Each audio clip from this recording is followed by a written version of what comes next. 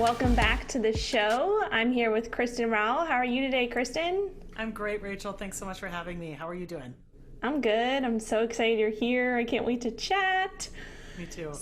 So, do you want to give our listeners a little bit of your background? You have an amazing story, so I want them to hear a little bit about you, your history, where you're coming from, and how you kind of got to where you are today. Sure, I'd be happy to. I'll try to give a little bit of the truncated version, only because it could get rather lengthy, so I'll try to give the part that'll be relevant to your listeners. I was, up until June of 2019, a trial lawyer practicing business litigation. I'd done that for over 16 years. While I was practicing law, I was also what I'd call a pretty serious recreational athlete on the side. So during my first semester of law school, which was way back in the year 2000, if you can believe it, I trained for and ran my first marathon. I ran the Chicago Marathon that year. And I did that just thinking, boy, I'm going to be going to law school. I'm going to be, working as a lawyer. I hear it's really stressful. I want to have kind of an outlet to relieve the stress. So, sort of odd to run a marathon while in law school, but I did it. And then I got the bug. So I started doing them pretty much every year, sometimes multiple marathons a year. Sometimes I would skip years. But I really got into running, and so that was kind of my passion for a number of years. Fast forward, I'm well into my trial practice. I'm a partner at my firm. I'm very, very busy servicing clients. And I was on a work trip in Williston, North Dakota in December of 2013. I practiced a fair amount of real estate litigation. And so if you might remember, at the time, it was when oil prices were still pretty high. There was actually a fair amount of litigation coming off of what had been a pretty intense oil boom. So here I was in Williston, North Dakota, and I was just about to fly back to Minnesota, and I was in front of the Williston airport and had this horrible, horrible accident where I fell and broke my right leg in 10 places. Oh, yeah, I remember that. Yeah. Well, I wasn't there, but I remember you telling me about it. Yes. And the reason I bring that up as like this pivotal moment for me in the midst of practicing law is it really was, as I look back now, sort of the event in my life that changed the course of my life for the last 7 years. So I gave the background about me being a marathoner. I also, for many years, had been really into strength training. So most marathoners don't also strength train, but I was one that did. So I would say I don't look like a typical runner. I'd say I look more like a bodybuilder. And so after I broke my leg, I really worked hard on rehabbing my leg as quickly as possible. And at the time, I started doing a lot of research for how I could absorb my nutrition better. Was I really feeding my body correctly? Was I getting the right macronutrients? I just couldn't figure out why someone of what I would consider to be pretty athletic, my athletic ability, could fall and break their leg that badly. And I was still in my 30s. And so I just was very confused by all of it. And so as I started to do some research about nutrition and figure out really how to fuel my body properly for running and for strength training, I came across this chiropractor, and he was practicing the ketogenic diet. And he was an ultra runner. And I remember as he'd be working on me and we'd be working on my rehab and my PT and my chiropractic care, I would ask him about these long races that he'd do. And he does 50 and 100-mile races. And he would tell me how he would fuel with fat. And I just thought it was crazy at the time. It was back in 2014. I didn't know much about it. And I started to do more research, and I started to really experiment with low-carb dieting and cutting out a lot of the cereals and pastas and breads and things I had been eating as a marathon runner, because that's what I was told, was to eat that kind of food. And lo and behold, as I got back into running, my running started to get better and better, and I started to get faster and faster. The inflammation came down out of my body, and I ended up running my fastest marathon in the fall of 2015. So fast forward, and I know I said I'd try to make this short, so I'll just You're good. Keep going. Now. No, it's a good story. I ran my fastest marathon in the fall of 2015, and I tell everyone the night before that marathon, rather than fueling up with pasta and bread and all of the things I had done for so many marathons before, the night before that marathon, I had a steak and asparagus with butter and ran the fastest marathon the next day. So no goos, no weird Gatorades. I just had one packet of coconut butter before the race, and I felt awesome during the whole race. Really? So that experience of breaking my leg and then going for a period without running before I got back into it allowed me to see that I really had this ability to put on even more muscle and really get bodybuilder-like muscularity. And so I trained for and participated in my first bodybuilding competition in 2017. And it was a total rush. It was the scariest thing I've ever did, standing on stage in a bikini, even though I had been, arguing at the Court of Appeals and other scary things to most people. Standing on stage half naked was way scarier. But it was exhilarating and rewarding, and it helped me get through a bunch of my fears, and I ended up doing really well. And so I competed again in the spring of 2018, and that's when I earned my pro card as a natural professional bodybuilder. So I competed last year as a pro. I intended to compete this year, although there's been a lot of shows that have been canceled just due to the current situation. So I'll get back on stage at some point. But all of those experiences between breaking my leg, having the good marathons, and bodybuilding caused me to last summer, so June of 2019, leave the practice of law. And now I coach in nutrition. I went back to school. I'm a nutritional therapy practitioner, and I coach and speak and have totally changed my life, and I just love it. Oh my gosh, I love your story. Thank you. I love everything about it. My mom is a lawyer, so it's like I grew up in that space, right? Well, you already know this, but yes. So it's just cool to like hear your story and just the courage to be able to leave. How many years were you a lawyer for again? I was doing it for over 16, almost 17 years. I mean, it was Wow. a long time. And you and I have talked before about the fact that your mom does it, and so you grew up seeing it's a stressful job. And it's not just being a lawyer. I mean, being any lawyer is stressful, but being a trial lawyer where you go into court and you try cases. And so you have that really high and low roller coaster of working around the clock for several weeks or months on end, having a break, working around the clock. It's really, really intense. And you know what that looks like. And really, for me, it took a toll on me. And I don't think I really was willing to admit it at the time. But I now can see that fall and breaking my leg in 2013 was the universe sort of like, hello, we're trying to get you to slow down. You're running on overdrive all the time, and we're trying to get your attention. And I now can appreciate that, but I couldn't see it at the time. Gotcha. Yeah, that's crazy, but it's an awesome story to tell, and just where you are now, it's amazing. So I want to talk a little bit about nutrition, what your nutrition looks like now with your current, and what you're doing with your current training, and then also maybe dive into some of the mindset stuff that you've learned over maybe the course of just knocked my microphone, over the course of that period and how that's kind of evolved. So in terms of nutrition, so you went lower carb keto in like 2015, you said? Yeah, 2014, I kind of started experimenting and then was more serious about it coming into 2015. Yep. Okay. And did that look different between your training for your marathon, so your nutrition kind of protocol for your marathon versus for your bodybuilding shows? Yes. So here's how I would say it was different. When you get ready for a bodybuilding show, it literally is a big science experiment with your body in terms of your macronutrients, from your, carb, protein, fat ratio to how much water you're taking in, to how much salt, to which days you do carbs, which days you don't do carbs. All of that was really an experiment for me. So the first time I did it in 2017, I hired a nutrition coach, even though I was really into it and probably could have figured it out. It's not something I'd done before, and I'm super passionate about hiring coaches. Just for the accountability piece, right? You and I are both coaches, and we still hire them. Yeah. There's nothing like it in terms of keeping you accountable. So I hired a woman who, at the time, she didn't have any experience with keto, and I didn't really ask her to put me on a ketogenic protocol, but I was doing pretty much lower carb for 6 days, and then on the 7th day of the week, I would do a really high carb day. And I did that the same every day for, I think I had a 4 or 6 week prep, whatever it was. It was 6 days of kind of a lower carb, mostly protein and vegetables. And then on the 7th day, it would be high carb with really low fat.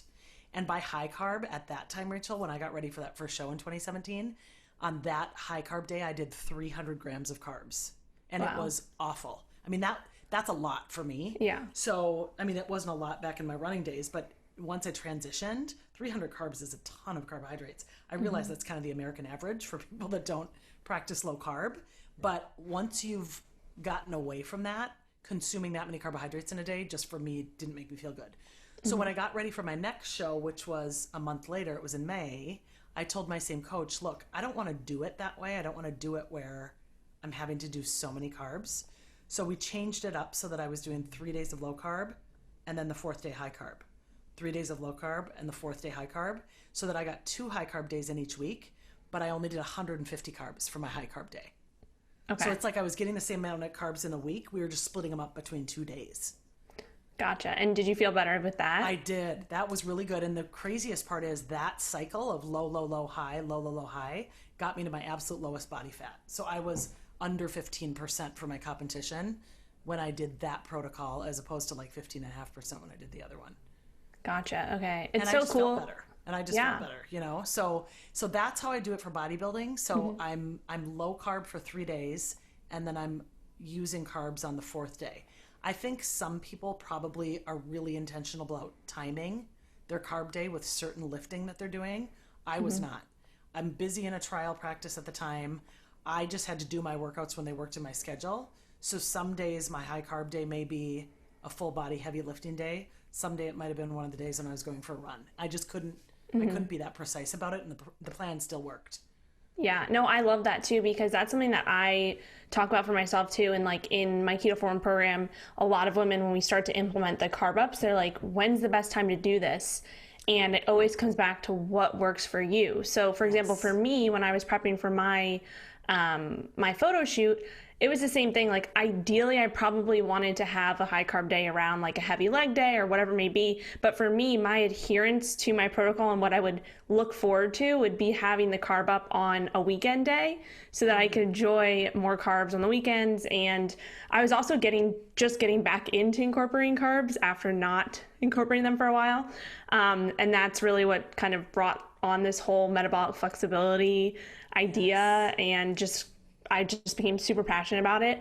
So that's something I want to talk about too. I had another question. I need to start taking notes when people talk, because I get these thoughts and then I'm like, wait, then I forgot. So I'm gonna work on that. But I'm curious what your kind of, because it sounds like you've been pretty metabolically flexible for a long time. Like you've kind of just done it, even going low carb keto. You've incorporated these higher carb days.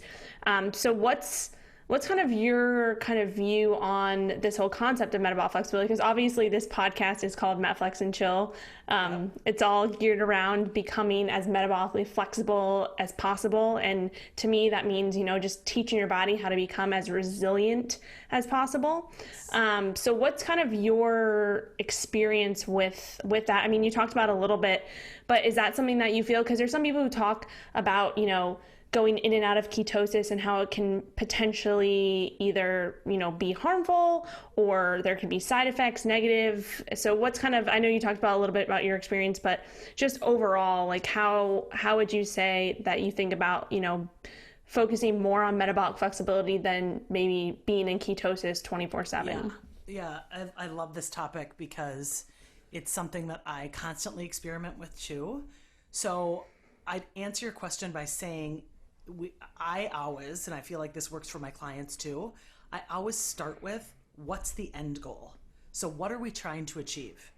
If we're trying to achieve getting ready for a bodybuilding competition, getting ready for a marathon, getting ready for a photo shoot, and we're trying to look a particular aesthetic way, then I'm going to be pretty militant about having several days a week that are low carb and doing some carb cycling in between, and making sure that my clients are focused on heavy strength training in addition to some of the other cardio that they're doing. But I care more about making sure their macros are dialed in from a sometimes low and then flexing out with high carb. And I don't really care as much whether they're in ketosis, because I know if I can really dial in their macros, I'm going to get them in a fat burning stage, because I just know how to balance those well for my clients. Mm-hmm. If the goal is, which by the way, mine was a few months ago, trying to hack my own body, because all of a sudden I realized it was February and I hadn't had a period since October. I hope it's okay to talk about that on your show. Oh yeah, of course. And I remember this. I was with you and you. Yes, yeah, I remember this. So we were talking about this. So I'm like, God, what am I doing? I made sure kind of over the holidays, I'm like, maybe I'll put on a little more body fat. I definitely have been way thinner in the past, or had way lower body fat, and was still getting my period. So I couldn't quite figure out what was happening with me. And then I was seeing one of my energy healers, and I was sort of complaining to her about it. And I said, I know this stuff well enough. I know nutrition. I really am frustrated that I haven't been able to figure this out yet. And she said something interesting to me. She said, one of the things you have to remember about hormones is they really like consistency. And she said, one of the things that I hear you keep doing is, well, today I'm going to do low carb, and I'll do that for 5 days, and I'll be in ketosis, and then I'm going to carb cycle. Oh, now I'm going to fast. Now I'm going to intermittent fast. And she had a really good point. That was what I was doing. And it's because my goal was more about making sure I was metabolically flexible, feeling good in my body, keeping some body fat off, and having good energy for my workouts, right? Those are my goals. When all of a sudden my goal shifted to, okay, I need to figure out how I can get a regular cycle again, she said, well, what about going back into like therapeutic keto, where 80% or more of your calories are coming from fat? She said, have you ever done long-term therapeutic keto? And I said, you know what? I really haven't. I've always done sort of 75% of my calories from fat, and then filled in with protein and a little carbs, because I so believe in the benefits of protein, especially for weightlifters, right? But I thought, well, I'm willing to try this because I really needed to hack this issue. So on a Sunday, I started therapeutic keto. I'm doing major avocado, ribeye, butter, heavy cream, macadamia nuts, all the fat things, right? Were you tracking calories or anything? Or tracking calories on my chronometer. So that's tough for me because obviously it's not as much volume, right? Because there's only 9 calories in 1 gram of fat. So I was tracking. I was really trying to still stick to under 2,000 calories a day because I feel better at that. My guidepost for losing weight is sort of about 1,800. I can lose weight pretty easily at 1,800, depending on my activity levels. But I started that therapeutic keto on a Sunday, and on Thursday I got my period for the first time since that prior October. So it's like, okay, that is a sign that if your goal is hormone balance and you haven't stayed in like a therapeutic ketosis stage for a while, maybe try that as something. And my body, of course, has been in ketosis many times and can go in and out. But all of a sudden staying in it for that many days in a row, which it doesn't sound like a lot, but it was 5, my body was like, okay, you're safe. I have enough fuel here. I can prioritize now ovulation because we're not in survival mode. And was that, yeah. And so there's some people who probably listen to this that are hearing that and they're like, wow, I hear the opposite of that I need to carb up to, but so I think that it's definitely individualized, right? Everybody is different. So, but I want to, so it was 5 days. So after that, what was the consistency like after that? Did you stay super high fat for like a consistent amount of time, or like what was kind of... So I chose not to because my goal was like, okay, I want to get a cycle again. And once that happened, I personally like having more variety in my meals. So I like doing a lower carb profile that has some carb cycling every so many days. And frankly, that has some higher protein. I just really enjoy eating protein.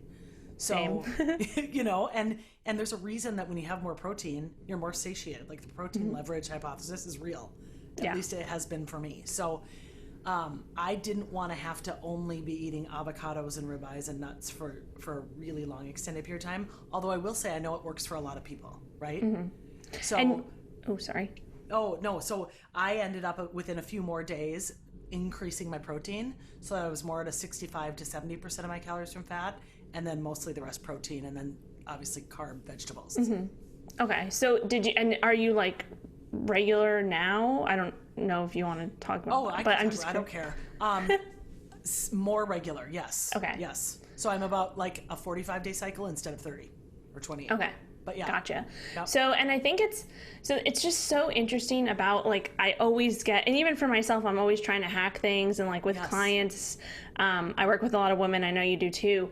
It's like, everybody's like, sometimes I'll go, like if I go keto, I have an irregular period, or maybe I got my period back after a while. And then there's others who are complete opposite. And then there's others who are just like, even complete opposite. And it's just like it so comes down to the individual. And so it's like super important, like you said, to experiment, but then at the same time to also find like some consistency within that.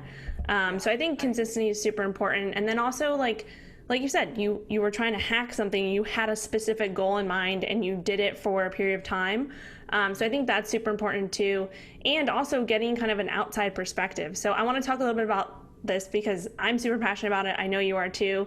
Having a coach. And so this is something that completely changed my life. So I was in the same boat, and I know like a lot of people and even just a lot of nutritionists and personal trainers out there, they're like, you know, I don't need my own coach because I know what I should be doing, right? Like you've been doing, and then that's what I thought, right? It's like, I know what I should be doing. I just need to do it. But there's such a whole other piece of the puzzle to it in terms of accountability, in terms of just having that outside eyes looking in. So with you and with your marathons, your bodybuilding shows, nutrition, all of that, kind of tell me about like what your experience has been with coaches, with maybe meditation. I know you have an energy coach and meditation. Can you tell us a little bit about those? Yep. So I would say that as a rule, all of my best performances are always when I've relied on a coach. Always. And it's not because the coach was ever doing the work for me. I'm always the one doing the work. But I think that a coach helps people be successful for two primary reasons. One, of course, is the thing that we all talk about, which is the accountability. So you have someone that you are accountable to other than yourself, who's checking in with you, who's checking up on you, who's someone that you can go to if you're having a frustrated day. It's all of the things that allow you to keep on track or get back on track if you have a tendency to veer off, right? But the other thing I think that is often overlooked or not talked about in terms of why coaches are so important, and I share this with my clients a lot when I work with them, when you hire a coach, and this is where I get into my excitement about energy, when you hire a coach and you actually pay money to someone, you're creating an energetic exchange. So you're actually saying to the universe, I'm worth it to invest in myself.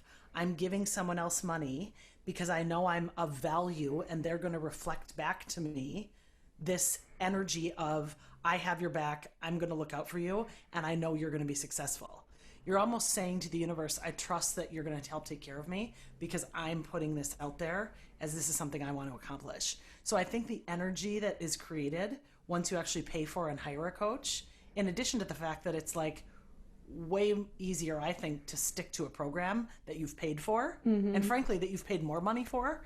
I mean, if I pay a lot of money to a coach and then I'm like going to just lay on the couch and not do something, I mean, no, I'm not going to do that. Yeah. And it's much easier for me if I've got a spreadsheet of my track workouts, for example, from my running coach, who's like, you've got to do this on this day, and then I have to go log in those workouts and communicate with him. I'm much more likely to do it, and that's just going to set me up for success. 100% agree. And it's just like, it's like crazy because, you know, even with nutrition and training and things like that, like I know you go to workout classes. I want to talk about your training now in a little bit, but just having, like, I program macros and all the stuff for my clients, and I program like strength training protocols and stuff like that. But when I try to do it for myself, it's like I am doing it for so many other people, and then when it comes to doing it for yourself, it's like, yeah, you know how to do it, but it's like you don't want to do it. Like, I don't want to do my macro adjustments. I don't want to put that kind of, not pressure, but it's just like, it's just different. And exactly what you said, like when you invest in a coach, and just the fact that you're putting your hard-earned money towards something like that in itself, I love the way you talked about the energy piece of it, but that in itself is also an accountability factor, right? Absolutely. So I think that's super important. And it's true too. Like if I've had some coaches in the past where I've done like exchanges with, where it's like, I'll, give you this and you give me that, but I'm not actually paying you. That has still I haven't had great results with that because it's like, it's just in your mind. Yeah. Yes. And so I pay my coach every single month. It's been over a year and a half, and I still every single month, and it's been life-changing. And it's just something that I think if anybody has serious goals, or if they have goals and they haven't been able to achieve them and they just feel like they're continuing to spin their wheels and things like that, you need to have someone in your corner to help you past that and to kind of get over the hump, set your ego at the door, and just, do it, invest in yourself. Totally. Totally. So, and this is obviously two coaches talking and saying this, but we're saying hire anyone, even if it's not either of us, like hire someone, because it really does make a difference. In fact, you mentioned my meditation coach, even when I wanted to start learning how to meditate. I was one of these people that for years had said, oh, I really need to meditate. The most successful people meditate. Meditation could really help my law practice. Oh, I could actually calm down. I could have less stress. And I would do it. And then like 2 weeks would go by and I wouldn't do it again. And then I would do it. And so finally I was like, forget it. I really need to make this regular. So I hired a coach. And then my meditation coach and I would meet once a week. Sometimes we would do phone calls. Sometimes we'd meet in person. And we did that for several weeks. And my commitment to myself was that I would do it on my own on the other days. And then she and I would meditate together during those weekly sessions. And she's got a membership program that I've signed up for now, so I can meditate weekly with her still in the group setting. But that literally transformed my desire and willingness and excitement about meditation, because I had a coach helping me do it. Yeah, for sure. I'm the same way too. And even with the meditation piece of it and like morning routine. So I struggled getting into a consistent morning routine. Like you said, I would do it, maybe 1 week and then off. So when I hired my coach, he started to keep me accountable like every single day in my tracker. I check off, I did my morning routine, I did my morning stretches. And if I didn't check it off, then he knew I didn't do it. And there was repercussions, right? So you have someone holding you accountable for that. And now it's like, it started maybe over a year and a half ago. And now I don't need to be held accountable for my morning routine, because I literally wake up every day so excited to do it, because now I've made it a habit, right? So it's forming these habits and just like having someone to hold you accountable to do these things for a period of time. And then it starts to become a habit. And then you're like, oh, okay, maybe I don't need this. I mean, I still check it off every single morning, did my morning routine to this day. But it's not something that I have. It's like kind of automatic now because I do it, Yeah. So you and I have talked about this before, but what does yours consist of now? Because I love hearing about everyone's different morning routines. Yeah. So it's funny because I recorded a podcast that is coming out this week. When we're listening to it now, it would have been out a few weeks ago. So anyway, it's on, someone asked me, because I do Q&A session, like Q&A podcast recordings. Someone asked me what my morning routine was. So I told them, but I'll give you like a quick snapshot. So I just wake up, put the coffee on, and I do a 10-minute meditation with my red light, my Juve here. I think you have the bigger one. I just have the mini one. This one. Yeah. Jealous. Yeah. I just put it like right on my standing desk, and I put it like face height. And then I just do a 10-minute guided meditation. I actually listen to the Waking Up app by Sam Harris. Oh yeah. I love that one. I like it because it's a new daily meditation every day. So I don't even have to think about it. I just click my phone and I just go. And then I read for like 45 minutes to an hour. I read 2 different books. The first book I read for 23 minutes. It's like a self-development business book, self-development or business book. And then the next book is either a nutrition or fitness book.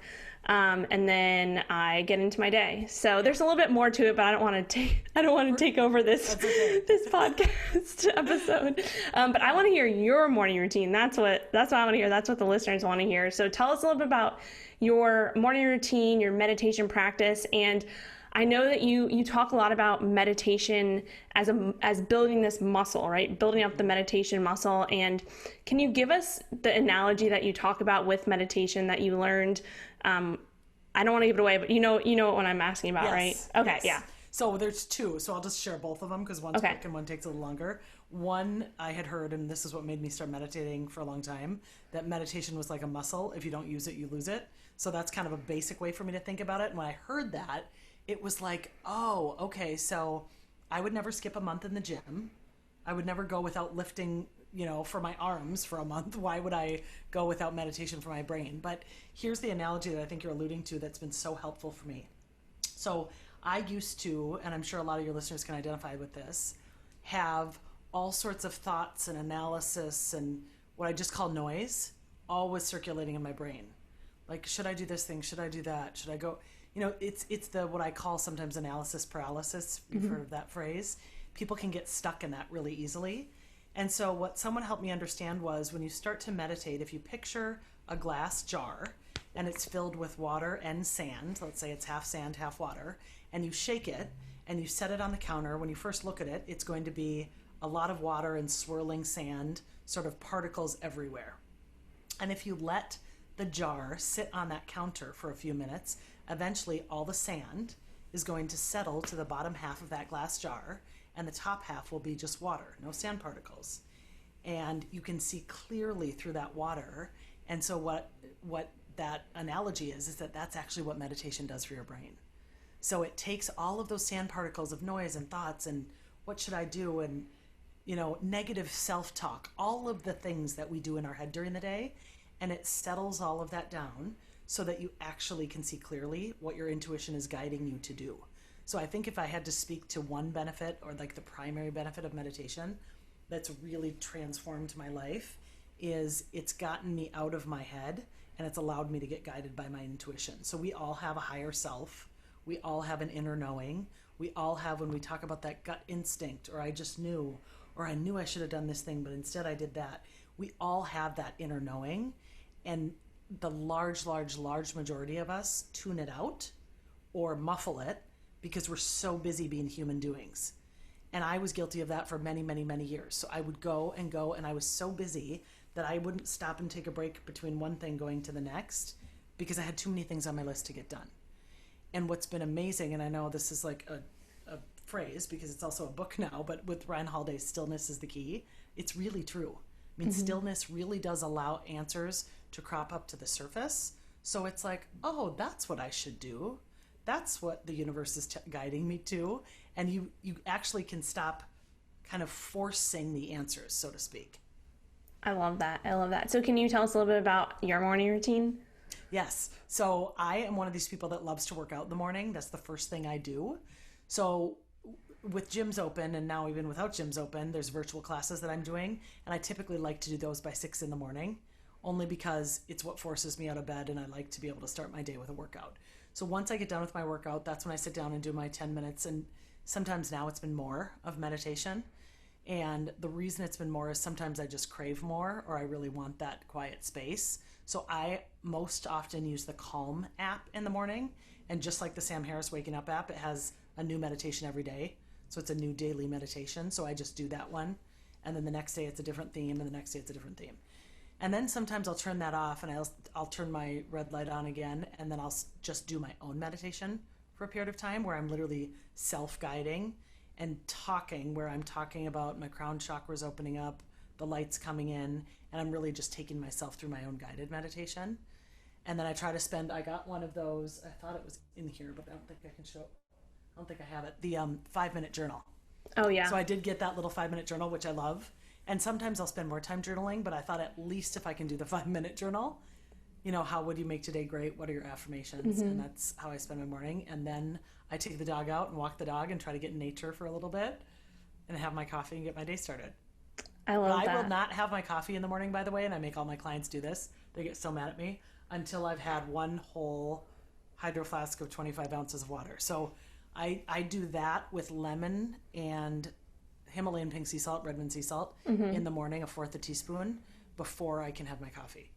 Yeah, same thing. I have to have 2 full glasses of water before I have my coffee. Yep. Same thing, So and I recommend good. that for everyone. And I've talked to clients about that who literally, before they started implementing that practice, were experiencing some pretty high anxiety in the mornings that they couldn't figure out why. Well, they were dehydrated. I mean, it was as simple as getting water in them in the morning before they had their coffee, which obviously would make them even more jittery. So the water really makes a difference. Yeah. No, 100%. You have to have like a big glass of water or something before anything. And you have to make it, again, another habit. Like you said, I put a little salt in my water too. And I put a pinch of salt in my coffee too. Do you do that at all? I do. Yeah. And I go back and forth. Like if it's an intermittent fasting day, I just do black coffee with salt. If I'm going to be eating in the morning and I'm not doing any sort of a fast, then I'll put some coconut oil or MCT oil or butter, something in my coffee, maybe a little bit of mushroom powder. But I don't have like a regimen with that I have to do. I just know that if I am in a fasting day, I'm only going to have black coffee. Gotcha. So let's talk about a little bit about your fasting protocol. So Sure. I noticed this past month, I guess it's over because Yep. So you did a daily Sunday fast. Was that just something that you decided to? a weekly, sorry. Daily Sunday, weekly Sunday fast. One day a week on Sundays, you did you stopped eating Saturday night, right, at a certain time, did 24 hours, and then ate again Sunday night. Yes. So 24-hour fast. Yep. So tell us a little bit about that. What was kind of the incentive behind that, or what made you want to do that? So part of the incentive was that I just love challenges. And so it was one of those things that I could do as an experiment. I wasn't trying to measure something start to finish, but I thought it was a really good way, especially when everyone's stuck inside, to sort of keep me on track with a fasting protocol. I know you know this, but your listeners might not know this. I spent the second half of March and the first half of April in Australia, traveling for a month, which was amazing. Really good time to be on the other side of the world, by the way. But so towards the end of that trip, there were evenings when I was making dinners or times when I was out where it's like, I just sort of felt like I started to get in one of those modes. I don't know if you ever have these, where I was eating all the things. Like, oh, they have these peanut butter protein balls that are amazing. Maybe I'll have 2 today instead of 1.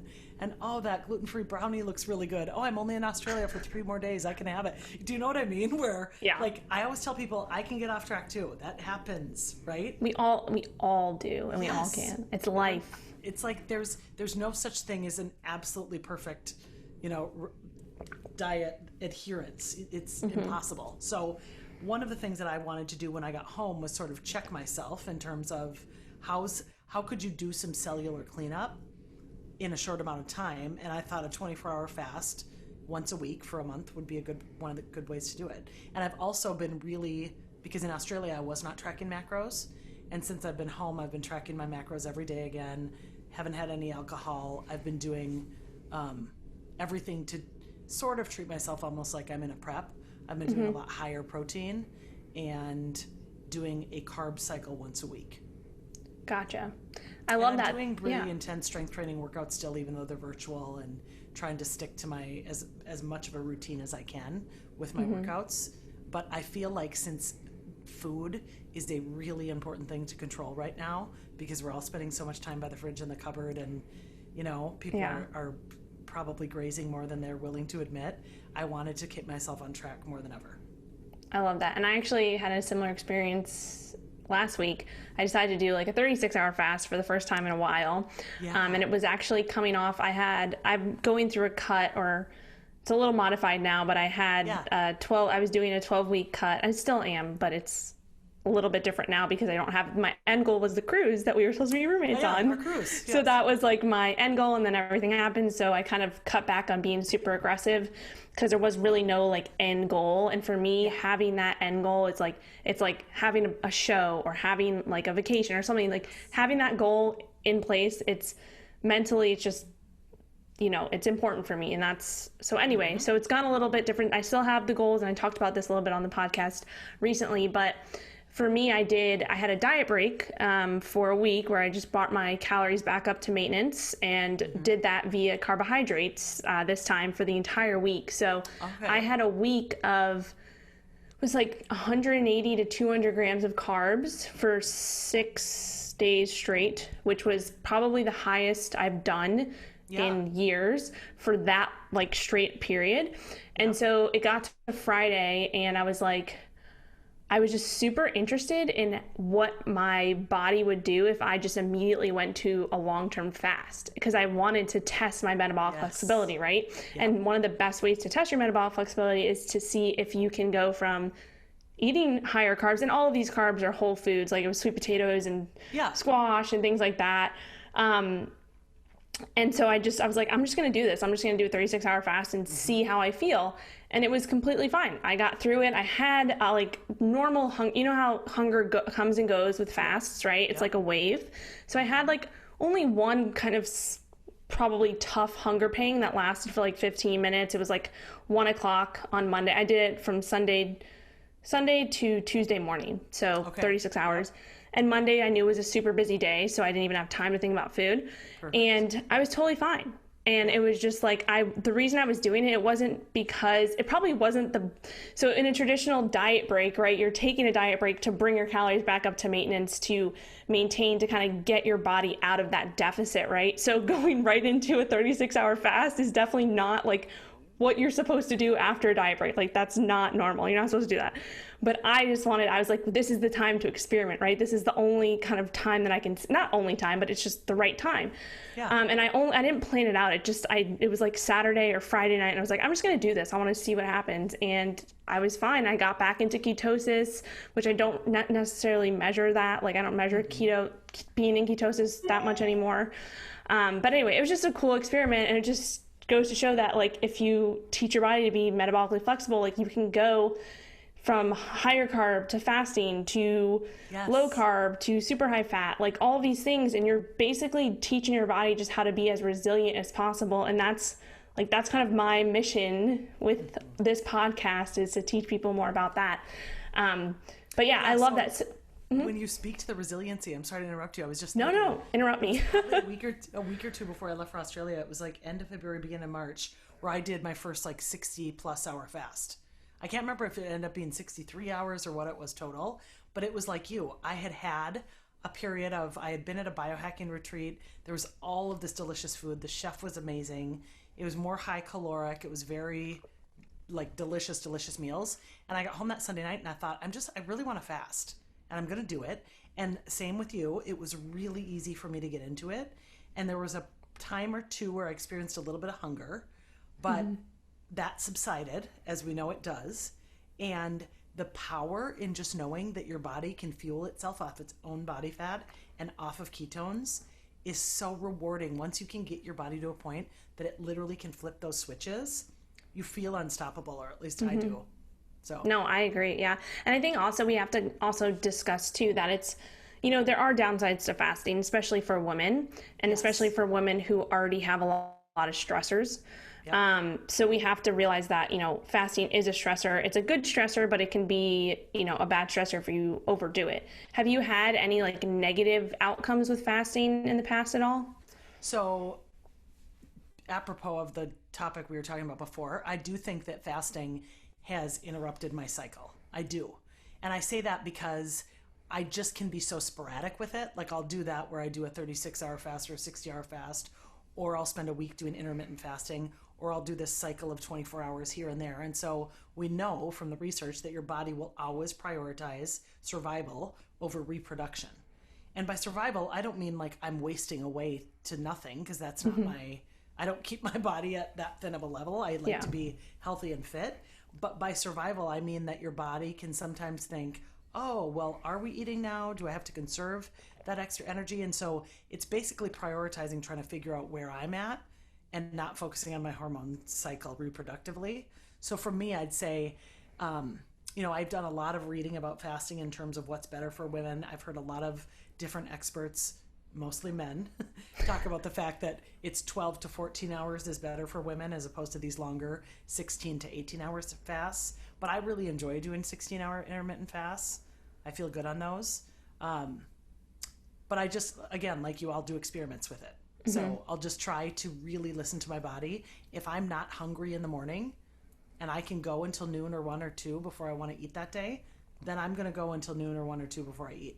I'm not going to force myself to eat earlier just because I think that fasting isn't going to be of benefit, because it does have so many benefits. Yeah, I agree. And I think, again, it comes down to the individual. And I do think, like, for me, I kind of had that, I'm in the same boat too. Like, I try to listen to my body as much as possible, but there are some periods of time where, like, I noticed for myself, and a lot of the women that I work with, especially those who go through my program, it's like they're so used to chronically fasting, like intermittent fasting, and they're just fearful of, not fearful, but it's like ingrained in their head that they can't eat breakfast. And so it's like getting out of this, like, okay, maybe there's, a few weeks where you need to start eating breakfast and kind of switch things up. Because if you're, what's the saying? It's like, if you continue to do the same thing over and over again and you're not seeing the results, that's the definition of insanity. Right. So there's like, I kind of call it going down the fasting rabbit hole, especially for women. If you're doing it and then you think, oh, I feel so good, so I'm just going to do more and more and more. But there can get to a point where too much is too much. Oh, yeah. But that's where having, obviously we talk about coaches, that's where having someone to kind of look in from the outside and see what you're doing and maybe, talk to you about things that you might not be able to see yourself. Yeah. So that's another benefit of having a coach. And I know I keep coming back to that, like, it just, I don't know. But It it's was so life true, changing 'cause for me. So yeah. it's like, I can't not talk about it. And then also like having, like we both have our own coaches. And I think super important if you are a coach and you don't have your own coach, then that's something that I think is super important, because having my own coach has made me such a better coach for all parts of nutrition, fitness, lifestyle, mindset, everything and anything. It's like you have to continue to learn. You become the client. Yeah. And you can see what really helps you stay motivated, helps stay on track. What sort of things in your coach do you really admire and respect and look up to? And what sort of things do you want to then share with your own clients? It's so true. 100%, 100%. Yeah, so I mean, about that comment with fasting, ever since I got back from Australia, I've been doing almost like a modified bodybuilding protocol where in the morning, you know, it's not right when I wake up, but after the workout, after the meditation, after the coffee, I'll have buckwheat with protein powder and a little bit of fruit. And so those will be my main carbs for the day, but I'll do that in the morning. I mean, and that's, you know, 55 grams of that is around 40 some carbs. And then granted, I'll only have some vegetables throughout the day, in addition to the proteins and the fats. So I'm still sticking to about a 50, 60 carbohydrate day. But I do that in the morning just because I thought I want to work on having some more consistency around my diet as opposed to fasting all the time, especially if I'm doing the 1 day a week fast on Sundays. Yeah. And I think that also that's cool that you're doing in the morning too. Like I've played around with doing carbs at night, carbs in the morning, and I get that question a lot, like what's the best time of day to have carbs? And you hear, you know, some people say, oh, you should have them earlier in the day because then you'll have more energy to quote unquote burn them off. Other people say that you should have them at night because it will help you sleep. Again, I think it comes back to what works for you. You have to find what works for you. There's what works for Kristen. It's not going to work for me. It might for a little bit, but it's going to change, right? Yep. So I think that's important. I do want to, the last quick topic I want to talk about is protein. So importance of protein, because I know you're huge on this. I'm huge on this. Yep. Can you talk a little bit about, like, just tell us your thoughts on protein and why you think it's so important? Yeah. So I've sort of gone back and looked at my tracking over time to see, just on an average, if I look at a month span or a quarter span or 6 months, sort of what am I doing in terms of my ratio? And unless I'm following a specific, I'm going to bodybuilding prep for this, or, you know, I'm doing a specific challenge, I'm noticing that I'm typically about 1 gram of protein to 1 gram of fat. So I'm about 130 pounds, and I'm typically doing at least 130 grams of protein a day, sometimes 150 plus. I've been challenging myself since I got back from Australia to do closer to 200 every day, which is more of a typical bodybuilding protocol. And obviously it requires you to eat a little more often because it's tough to get that many grams of protein in unless you split them up. And for me, it works out to split them up into about 35 or 40 grams each sitting. But the thing that I say to everyone about protein is there is nothing that satiates me like protein. And it can't be just protein bars and protein powders. Those have a place, and I probably have some protein powder every day, but it really animal protein, doing eggs, doing steak, doing chicken, doing, you know, bison, lamb, turkey. I picked up a rotisserie chicken at the grocery store midday today, and I had a chicken breast with a skin on it and some avocado with pork rinds for my lunch. I saw that on your Instagram. It was so good. I was like, oh, it looks so good. I'm drooling. It was really good. And, you know, when you get rotisserie chicken fresh with the skin on it, it was so good. That's like... It was just 5 ounces of chicken, 3.8 ounces of avocado, and an ounce of pork rinds. But it was a ton of food. And I was so satiated because it's so high protein and high fat. It's really good. No, I 100% agree. I, have trained myself to love protein so much that I have to like if I'm trying to dial in some other macros, it's hard for me to not get too much protein. But I do, I've noticed with a lot of my clients, especially women, and especially women who are coming from, you know, being keto for a long time and kind of getting into that mindset that you need to keep protein low in order to get into ketosis and the whole kind of gluconeogenesis and all that. So we won't get into that, but have you had that with any of your clients, coming to you? Do you feel like most of my clients are all coming to me in super low not super low, but just not enough protein? Have you seen that too? I have. I think what I've noticed more so is sort of what you just spoke to, which is this fear around protein, which makes me so angry because protein is not the enemy and it's so good for us. And I try to remind people, if you think about macronutrients, which there are 3, there's fat, there's protein, and there's carbohydrates. Essential amino acids, which our body has to have to live, come from protein. So we really need it. It's a really, really important thing for us to consume.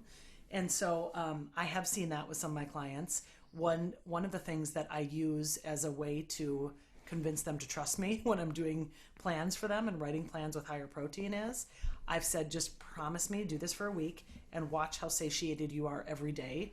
You will be on a quote unquote diet and you won't be hungry. Like, I don't even like the word diet because my clients aren't ever hungry. They're satiated. They're happy with their food. They're losing weight in the process. And they're like, how is this real? And it literally is about the science of the macronutrient ratio, which is so fun. Yeah. So I think protein is like, I mean, that's probably the one thing I couldn't give up just because I love it so much. Yeah, same. And I think there's so many benefits to protein that we don't even think about, like that a lot of people don't even, I actually wrote I talk about this blog post all the time, Protein is Queen, and I just list out all the benefits of protein. One of the biggest things is the thermic effect of food. So your body takes more energy. I keep hitting my desk, sorry. Your body takes more energy to digest protein, especially, you know, thinking about what you said, like, yes, you can have protein powders, and I have protein ice cream pretty much every night, which is made from protein powder, but that's 5 to 10% of my intake for the day is the protein powders. And I don't even really have bars, but whatever, the processed protein is only about 5 to 10%. The other 85, 90, 95% is all animal-based whole foods. And I think that's also something we need to talk about too, because not all food is created equal, not all macronutrients are created equal. So I love your take on that. I think we're literally the same person. Yeah, you and I could talk about this protein thing forever because I'm so obsessed with it. And I tell my vegan, vegetarian friends and clients that not all protein is created equal. So animal protein is superior. We could talk about that until we're blue in the face. But I do think for people that do practice a vegetarian or vegan diet, then it's even more important for them to be figuring out other sources for their amino acids, because it's really tough to get essential amino acids on a vegan or vegetarian diet. It's just hard. And the other thing that I'd say about protein, you probably have this in that blog post, and I say this because I'm in my 40s now, contrary to popular belief, we actually need more protein as we age. More. So I hear of these people that start to eat less and less because they think, well, I'm getting older. It's like, no, that's why it's even more important. My proteins are going to increase each year, not the other way around. Yeah. No, 100%. The older you get, the more you eat. I completely agree. That's something that I'm hammering home with my parents, especially my mom. I'm trying to help her get more protein in. She just started, a few months ago, she started lifting weights for like the first time kind of ever. Amazing. And she is, you know, older. She's in her 60s. So it's been awesome to see that. And, you know, it's so cool. So I'm like, all right, we need to, you got your weight, you're lifting your weights, which is important, which we can talk all about that. But I think we might need to have another episode on that. I would love that. I'll just give listeners a preview. One of my friends and huge strength training proponents here in the Twin Cities, he owns several gyms where I strength train at. His mom, who's in her 70s, she has put on, I want to say like 3 pounds of muscle or something in the last few years. I mean, it's amazing. And she's in her 70s because she's doing consistent, intense strength training. And so I was like, she's aging in reverse. It's awesome. That's amazing. That's amazing. And I think that's kind of to wrap up I have a few last questions for you, but kind of wrap up the podcast, and something that I was just talking to my client earlier today about the consistency over perfection piece of things.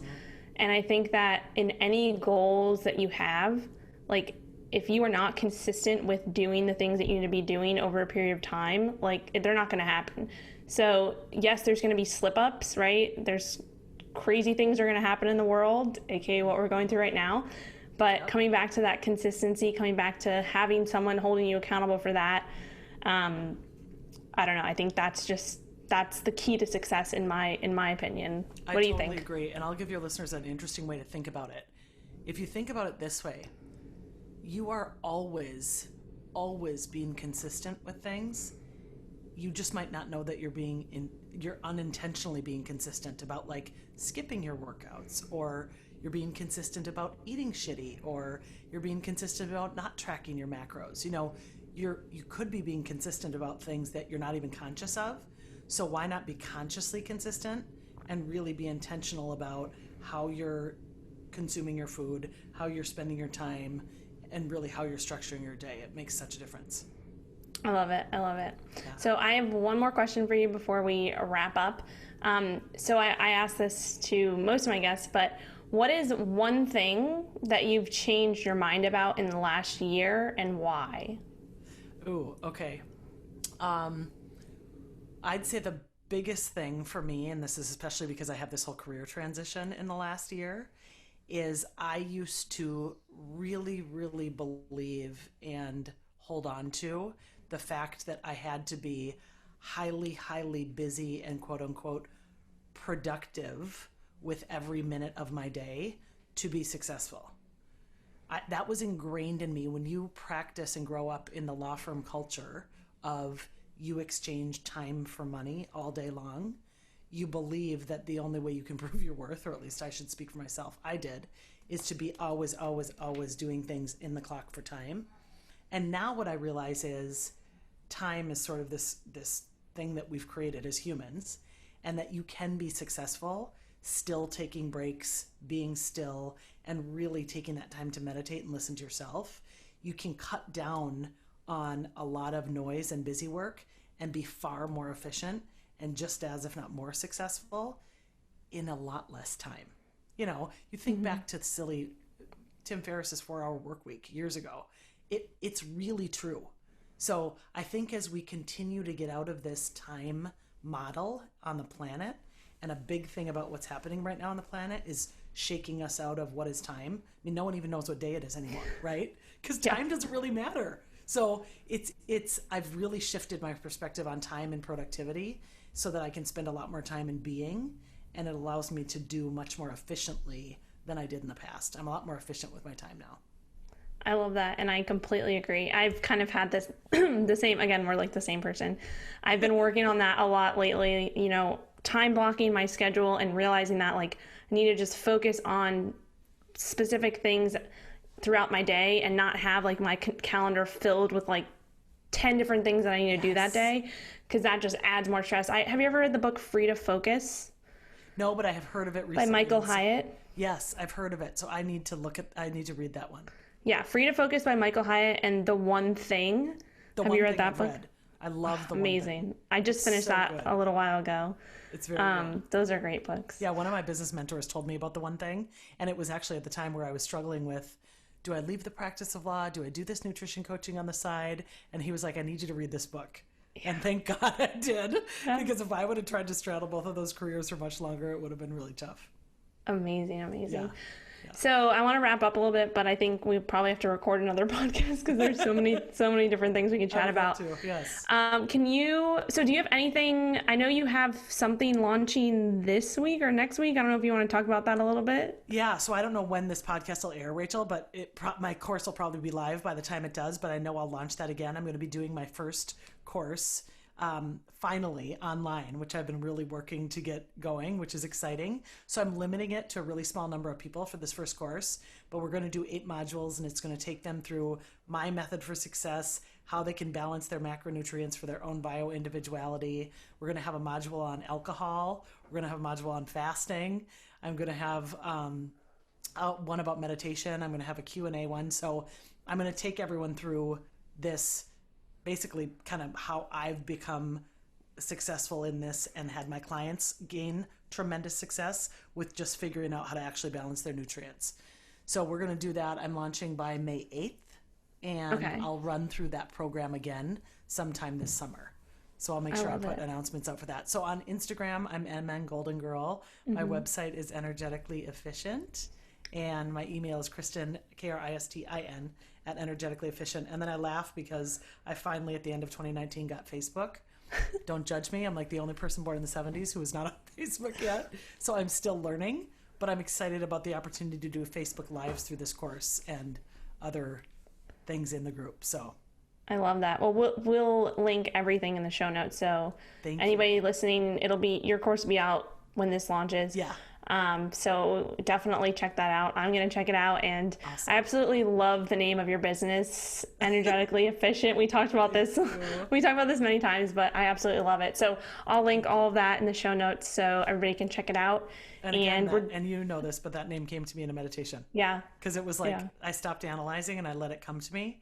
And again, the answers come to you when you meditate. So Love it. Love it. Well, thank you so much for coming on, and I'm sure I'll have you back soon. Thank you. Thanks so much for having me, Rachel. All right. I'll talk to you soon. Okay. Bye.